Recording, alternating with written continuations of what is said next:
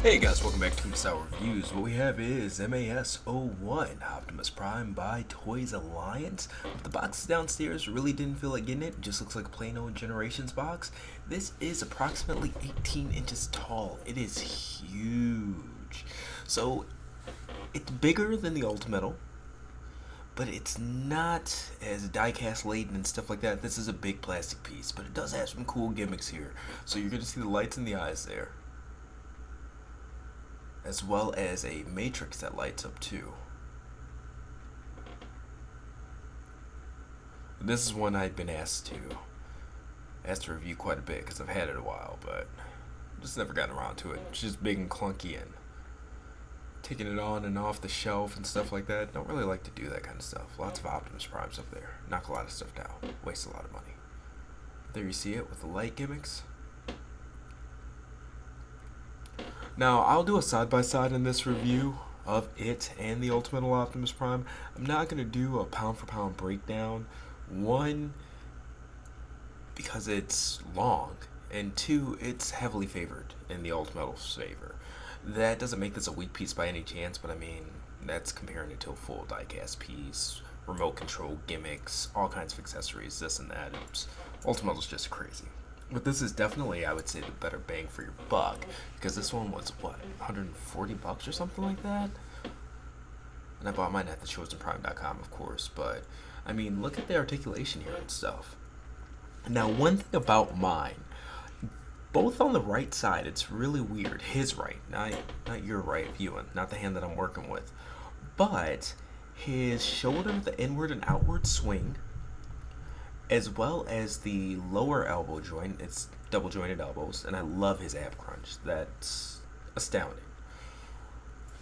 But both of those went loose on mine, and I honestly haven't done anything with it besides have it in a static pose where one arm's hanging down, the other hand is on his hip. So nothing crazy or anything like that, but they've gone loose. Maybe they were loose in the first place. Haven't had much time with it before today. And this is just your bag view. I'm not going to do all that top down, bottom to top stuff. You see it just fine here. And there is the Pictorial on kumastyle.com. Now full waist articulation there, that swivel as well. But yeah, for whatever reason mine went loose. I don't know if I can knock it, but I will say all the other joints are really strong ratcheted joints and things like that, especially on those hips there.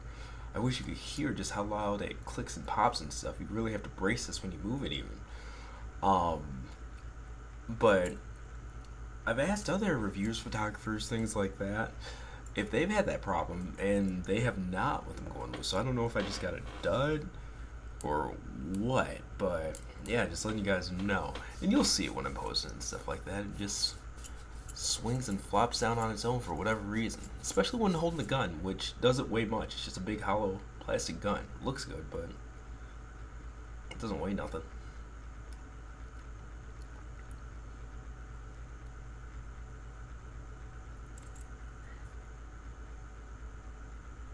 And I love the articulation on his fingers. I love that his fingers have actual spread and stuff like that. It's really cool. This is a very articulated toy, and as more of a Super Robot fan and things like that, I love this chunky body style that it has. Really, not necessarily squat, but it's definitely thick. It's a thick Optimus Prime. And there we go. Go ahead and get this guy posed up too. And this is the arm that I was talking about with the looseness and things like that. You'll see it here in a bit. But the one accessory that it comes with is this huge ion blaster, which I dig. It's very, very big.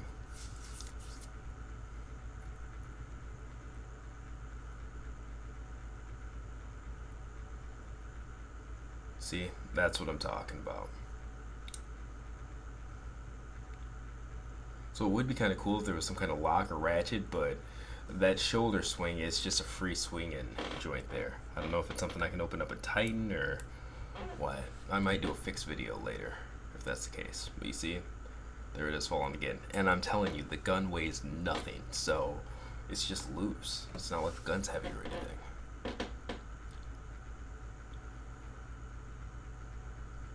There we go. It's a very iconic looking figure. It's got that bulk to it that really, I would say even more so than the Ultimate Prime, makes it for a very much so centerpiece display. Like the Ultimate Optimus, it looks nicer. It's a lot more, I guess, polished in that sense.